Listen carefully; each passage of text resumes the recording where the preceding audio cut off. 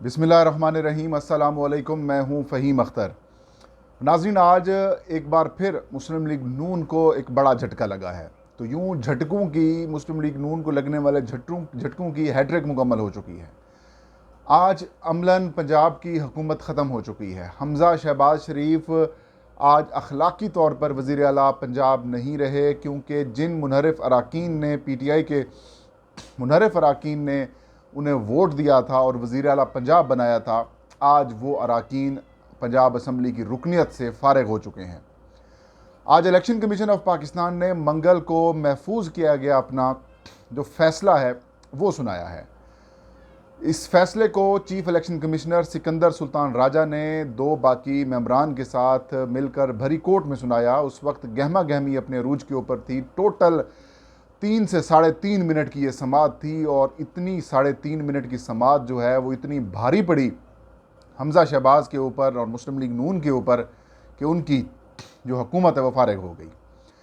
ये झटके लगने का सिलसिला 2-3 रोज़ पहले से शुरू हुआ, जब आर्टिकल 63A का सुप्रीम कोर्ट ऑफ पाकिस्तान ने सदारती रेफरेंस के ऊपर अपना फ़ैसला जारी किया या फ़ैसला सुनाया और ये कहा कि आइन के आर्टिकल 63A को आइन के आर्टिकल 17 के साथ मिलाकर पढ़ा जाना चाहिए, जिसके तहत सियासी जमातों के हकूक़ होते हैं वैसे ही अरकान के जैसे हकूक़ होते हैं, वैसे ही सियासी जमातों के हकूक़ होते हैं। और सुप्रीम कोर्ट ने कहा कि जो अरकान के ज़मीर ख़रीदना है या उनकी जो हमदर्दियाँ हैं, जो वफ़ादारियाँ हैं, वो तब्दील करना होता है, या फिर जो फ्लोर क्रॉसिंग है, वो पाकिस्तान के सिस्टम के लिए कैंसर से कम नहीं है।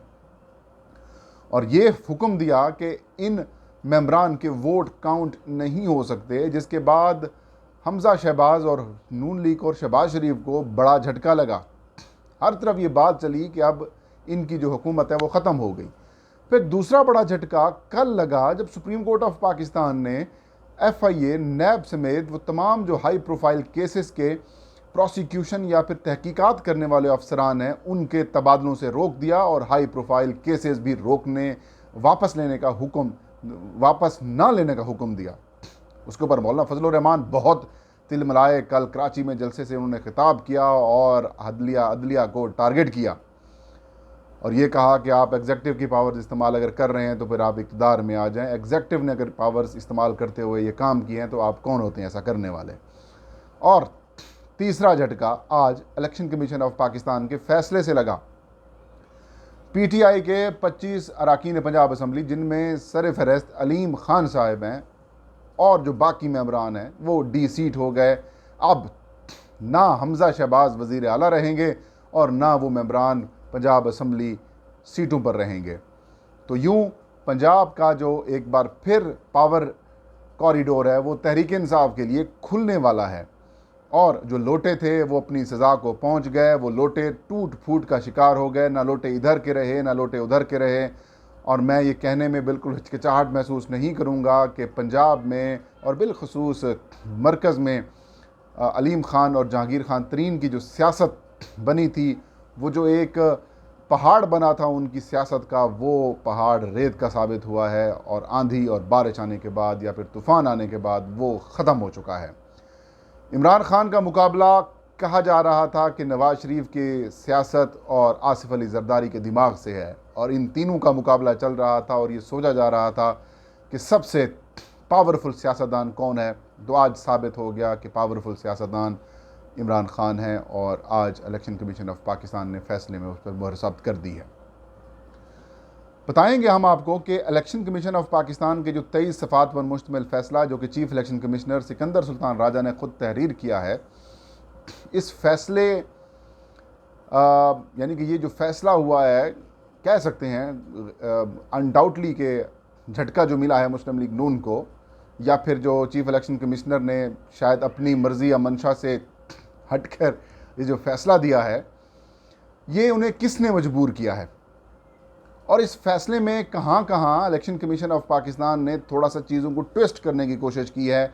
कुछ माहिरीन कानून ये कह रहे हैं कि कमज़ोर फ़ैसला था जो कि सुप्रीम कोर्ट ऑफ पाकिस्तान में चैलेंज हो सकता है, लेकिन क्या सुप्रीम कोर्ट से इन मुनहरिफ अरकान को, चूँकि अरकान वो नहीं रहे, क्या इनको रिलीफ मिल सकता है या नहीं मिल सकता, ये भी एक अलग बहस है।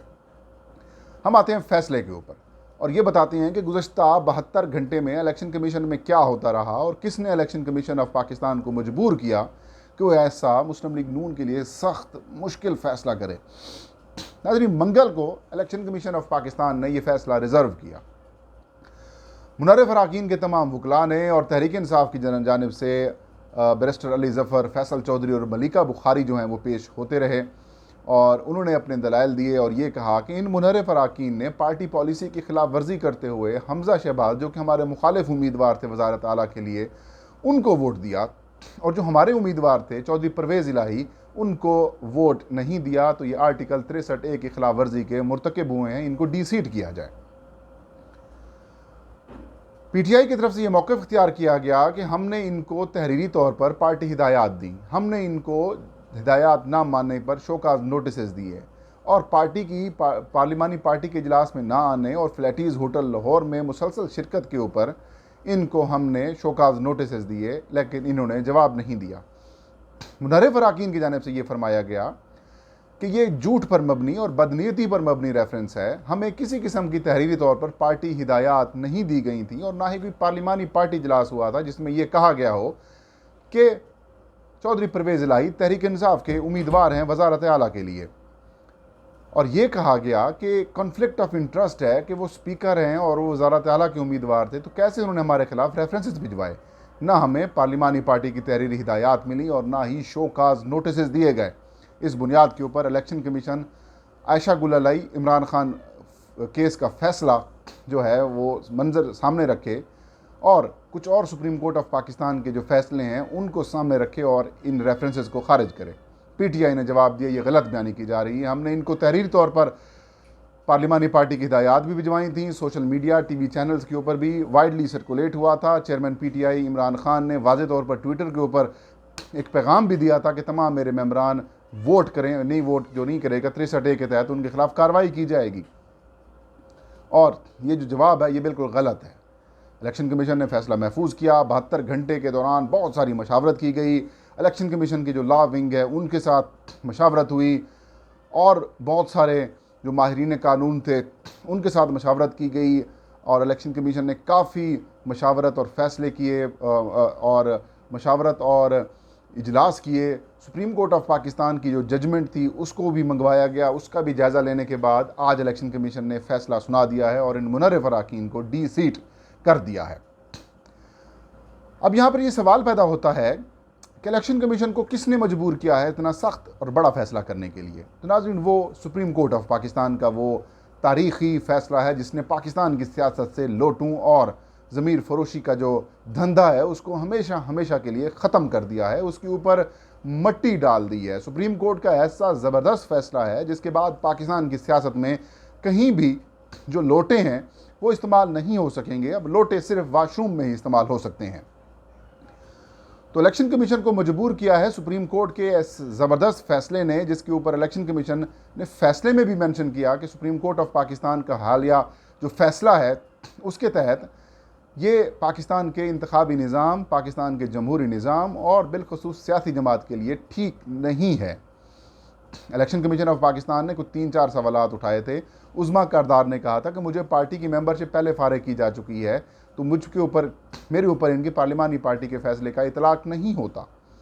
और भी 2-3 सवालात थे कि आप क्या इलेक्शन कमीशन को रेफरेंस भिजवाने से पहले आइन के आर्टिकल 63A की जो प्री रिक्विजिट्स हैं, जो ज़रूरियात हैं, क्या उनको पूरा किया गया या नहीं किया गया। तो इलेक्शन कमीशन लिखता है कि जो जिनके ऊपर इल्ज़ाम है डिफेक्टर्स के ऊपर, उनके मुताबिक, उनके वकला के मुताबिक हमें ना तो शोकाज नोटिस मिले हैं और ना ही पार्लिमानी पार्टी की हिदायत मिली हैं। इलेक्शन कमीशन ने लिखा कि ऐसा मुमकिन नहीं है कि जब TV चैनल्स का मीडिया, इलेक्ट्रॉनिक मीडिया का दौर है, अखबारात का दौर है, तो ये कैसे मुमकिन है जब वहाँ पर ये सारी ख़बरें चल रही हों और इन मेम्बरान को पता ना चला हो। बहरहाल इलेक्शन कमीशन ने अपने फ़ैसले में उनको थोड़ा सा बचाने की कोशिश तो की है, लेकिन क्या करें, मजबूरी है। सुप्रीम कोर्ट का फ़ैसला था और इन मेम्बरान ने खुलेआम वोट किया था, तो इनको डी-सीट करना बनता ही बनता था। कल मेरी एक साबिक सेक्रेटरी इलेक्शन कमीशन साहब से बात हुई तो उनका ये कहना था कि इसमें इलेक्शन कमीशन का कोई कमाल नहीं होगा, क्योंकि सुप्रीम कोर्ट ऑफ पाकिस्तान के फ़ैसले के बाद इनके पास कोई और ऑप्शन नहीं है इन मेम्बरान को डी-सीट करने का। तो अब कमीशन ने कोशिश तो की है कि 63A की जो प्री रिक्विजिट्स हैं उनको पूरा नहीं किया गया, लेकिन क्योंकि वो वोट कर चुके हैं तो अब उनको डी सीट होना ही पड़ेगा। तो ये एक बड़ा फैसला था, 72 घंटों में ये भी होता रहा, और जिसने मजबूर किया वो पाकिस्तान की सुप्रीम कोर्ट ऑफ पाकिस्तान का जो फैसला था उसने किया है। तो नाज़रीन ये थी, मतलब ये कि इनके पास अब ऑप्शन ये है कि ये सुप्रीम कोर्ट ऑफ पाकिस्तान में चैलेंज कर सकते हैं इलेक्शन कमीशन ऑफ पाकिस्तान के फैसले को, अपील कर सकते हैं, लेकिन क्या करें, सुप्रीम कोर्ट ऑफ पाकिस्तान एक बड़ा लैंडमार्क डिसीजन पहले ही दे चुका है, तो वहाँ से भी इनको रिलीफ मिलने के इम्कान कम हैं। अब गेम होगी नंबर्स की, और नंबर्स 5 सीटें तो जो रिज़र्व की हैं वो तो पीटीआई को ऑटोमेटिकली मिल जाएंगी, जो बाकी हैं उनके ऊपर 60 रोज़ के अंदर इलेक्शन होगा। लेकिन इस दौरान पीटीआई हुकूमत में अगर वहाँ आ जाती है तो पहला काम यही होगा कि असम्बली डिज़ोल्व करते हैं ना, इलेक्शन की तरफ जाते हैं। तो अब सारे कार्ड, सारे पत्ते नाजरीन, सारे मोहरे, सारी चालें अब इमरान खान के हाथ में। इमरान खान कब इसको यूटिलाइज़ करते हैं ये आने वाला वक्त बताएगा। ये थी आज की वीडियो। इंशाल्लाह नेक्स्ट वीडियो में नई खबर नए इशू के साथ फ़हीम अख्तर हाजिर होगा। तब तक मुझे इजाज़त दीजिए। अपना और अपने चाहने वालों का बहुत सारा ख्याल रखें। अल्लाह हम सबका हामी नासिर हो।